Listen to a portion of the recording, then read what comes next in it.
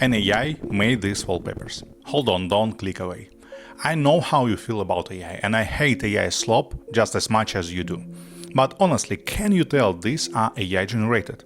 Let's be real, you can't. And the previous wallpaper packs I shared, the ones you have downloaded 100 times, also AI generated, and I didn't get a single comment calling them AI slop. Absolute zero. The sponsor of this video is Genspark, more on them later. There is one crucial step I do before generating anything. You can't just type it into a prompt and you won't find it in typical tutorials. But it is exact what separates good AI art from bad, and spoiler alert, it is the exact same thing that separated good graphics from bad graphics long before AI even existed. Today I will walk you through the entire process of making these images and explain how to create AI art without that cheap AI aftertaste. I used to run a design studio called Dilo, and we started using neural networks way before the current hype. We applied the same rule to AI that we apply to any other tool. Looking at the final image, you shouldn't be able to tell what tool was used to make it. This isn't about hiding our process. I'm always open about where and how I use AI or any other software. But if the tool is obvious, it means that tool is determining the result, not you. In design, that is just unprofessional.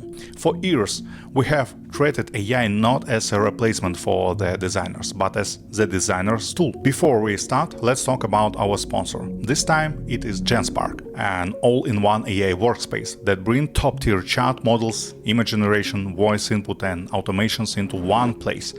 They just launched their AI Workspace 4 and scaled to $250 million annual run rate in 12 months. The link is in the description, and you get free credits when you sign up.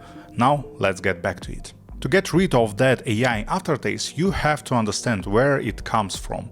AI generation relies on the dataset it was trained on. If your prompt is just beautiful abstract wallpapers, the AI gives you average of that dataset. Generic result aren't a bug, it's just math. The first way around this is using references. You give the AI a visual direction that words can describe. This raises questions about plagiarism and authorship, but here is my take. If your result is far enough from the reference, if it evolves and shifts the idea rather than copying it, it is totally fine. But designers have egos. We don't want inspired by. We want something unique. My first secret is that I create the references myself, and it is much easier than you would think. The goal is to capture cool physical effects, wired combination and unique optical tricks. It doesn't have to look like a masterpiece right away. Just look around and take pictures. Personally, I prefer shooting videos, so I can just grab the perfect frames later. For my glass wallpapers, I wanted a specific type of refraction, so I filmed glass shard and ribbit drinking glasses. Those exact same glass shard become the main reference for my pixel icon wallpapers. You have actually seen that pack before.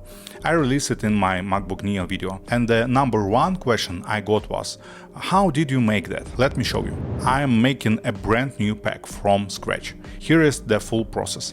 Usually 30 minutes at my desk with my phone and some random objects is all I need. I tried shining light through paper, the black and white diffusion looked amazing, but the color version was terrible in real life. And that is normal. A lot of ideas sounds great in your head but fail in practice.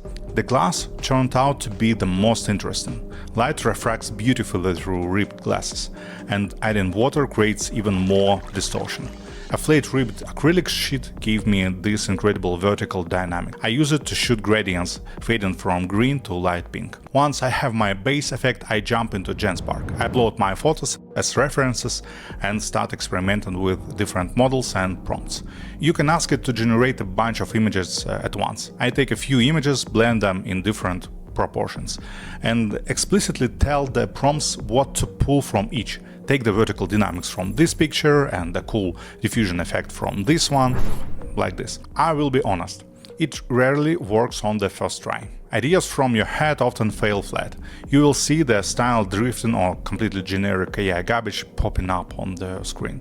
But slowly, a solid concept starts to form. To speed things up, I use Speakly to dictate my prompts and give quick feedback on the images.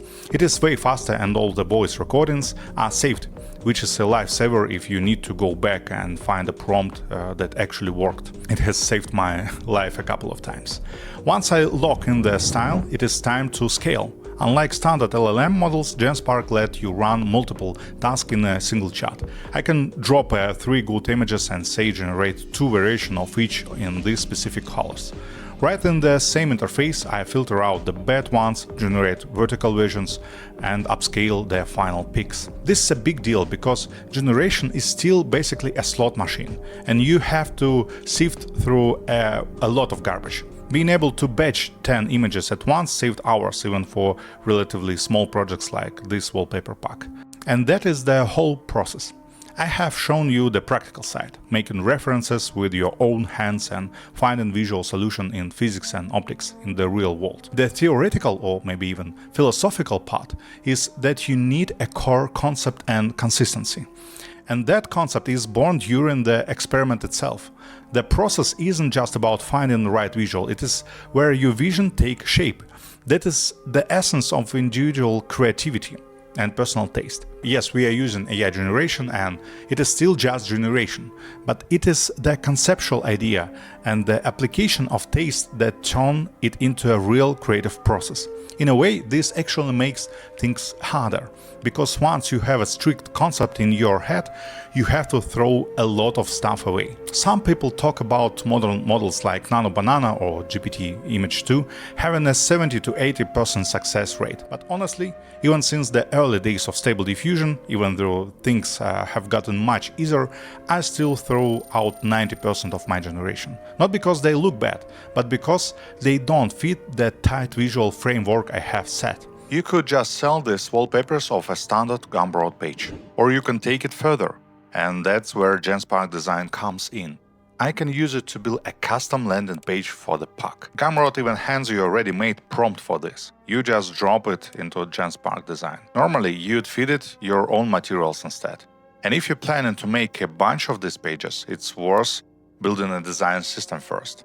So every site stays in one consistent style.